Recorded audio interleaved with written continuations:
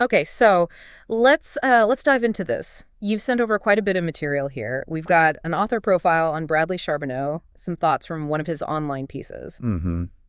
And our goal for this deep dive really is to unpack his ideas about what wealth actually is. How he values different kinds of experiences. Right. And specifically getting into that quote you pulled out, which is quite provocative. It really is. Yeah. The best things in life are free. The second best things are incredibly expensive.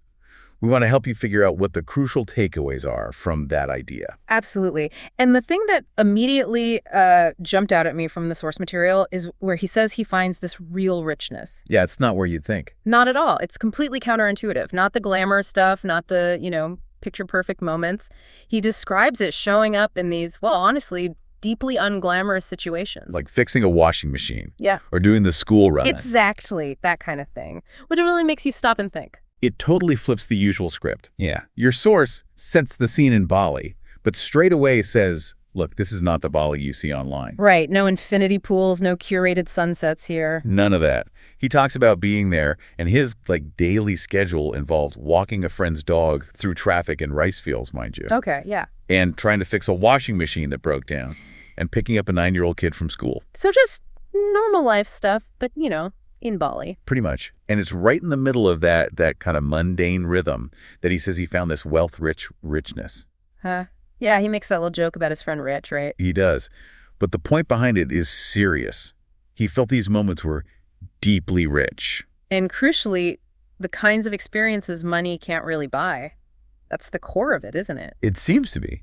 It directly challenges that assumption we often make that value is tied to cost or how impressive something looks. Mm-hmm. And he adds another layer, too, something about connection. Yeah, he emphasizes that this deep connection, this richness, it isn't necessarily about how long you've known someone or, shared history. Okay. So what is it about then? It's about presence. That's the word he uses. It's about showing up for their now. Showing up for their now. I like that. That feels like the sort of active ingredient he's pointing to. I think so, too. So, okay, if that's where the real gold is, the free stuff, the presence, what about the things we usually chase? The expensive experiences. Yes. This is where he talks about what the source calls the trap of second best things. The trap sounds ominous. Well, it resonates, doesn't it? Because society pushes this narrative constantly. Spend more, get better. If it looks amazing, it must be amazing. If it's not Instagrammable, did it even happen? That kind of pressure. Exactly that. And his view, according to your source, is that the second best things, they might look stunning on the surface. Like the fancy beachfront villa or the influencer brunch he mentions. Precisely. Or those super planned itineraries that feel like they're built more for posting online than for, actually feeling something. He says they can be surprisingly hollow on the inside. Okay, hollow. Why hollow? What's missing? He's very clear on this. They're missing, and this is a quote, people, connection, experience. The genuine human stuff. Yeah. So you can buy the setting, the beautiful backdrop. Right. You can buy the shell, but if that real messy human connection isn't there, the richness just isn't there either. It's just aesthetics. That's a really powerful way to put it. Makes you think how much energy, how much money goes into chasing the shell. While the actual substance, the connection, might be right there totally free. Yeah. The source contrasts it with things like just walking down a dusty road talking with a friend. Or maybe laughing with someone you just met, but they somehow see something new in you. Those moments don't cost a dime. But they feel incredibly valuable. They stick with you. Which brings us right back around to his main point, that quote. The best things in life are free. The second best things are incredibly expensive. Exactly. And it's really important to stress, like your source does, he's not trying to make anyone feel guilty. Right. It's not like, oh, you shouldn't enjoy nice things. You can still love a beautiful trip or a great coffee or whatever. Absolutely. Enjoy the sunset, the spa day, the latte, that's all fine. The key thing he seems to be arguing for is just awareness. Awareness. Mia. Don't get so caught up in chasing or even just enjoying those second best expensive things that you forget where the real treasure lies. Don't mistake the shell for the substance. Okay. So how does he describe the quality of these best things? What makes them different, makes them stick? He uses some really evocative language. He says they hold you. They're often subtle, maybe even sacred. Subtle and sacred. Interesting. And they're absolutely soaked in connection. that seems vital. Yeah. And unlike the extensive stuff, which he says fade fast. Right, the memory of the fancy dinner might blur. Yeah, but these best things, he says, they stay. They root, they echo. Stay, root, echo. That's good. It implies depth, longevity. It does. And the examples he gives are so, well, ordinary, which is the point, I think. Yeah. A quiet chat. Mm-hmm.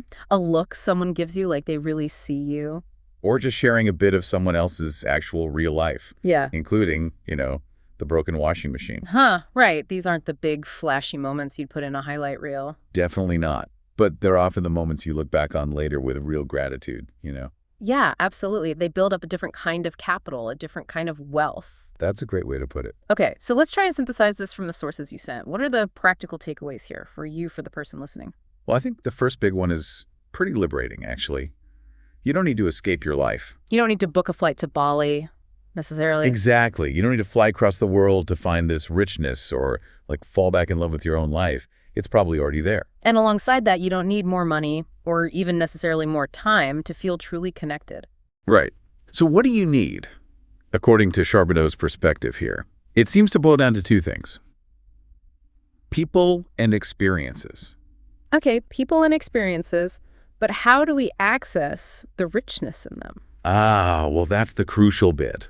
He says you need to pay attention, not pay more money. Pay attention. That feels like the core instruction. It's simple, but maybe not easy. It requires a shift in focus, doesn't it? It's not about adding more stuff to your life, but about seeing what's already present. Yeah.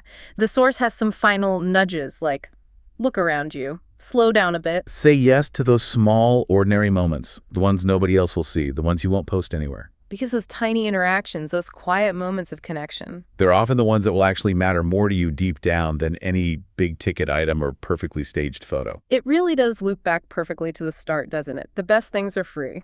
And the real skill, the real practice, is just remembering to notice them, to be present enough to catch them. Okay, so to quickly recap, the core insight we've pulled from these sources on Bradley Charbonneau's perspective. Real wealth, genuine richness, it's found most reliably in the free, often ordinary moments. Yeah, moments grounded in actual connection and simple presence, not necessarily in the expensive or the highly curated. Well, thank you for bringing this to the deep dive. It's a really thought-provoking angle on wealth. Definitely gives you something to chew on. And maybe here's a final thought for you to take away and consider. Looking at your own life, just as it is right now, today, what are those best things? The free moments soaked in connection and presence that maybe, just maybe, you've been overlooking.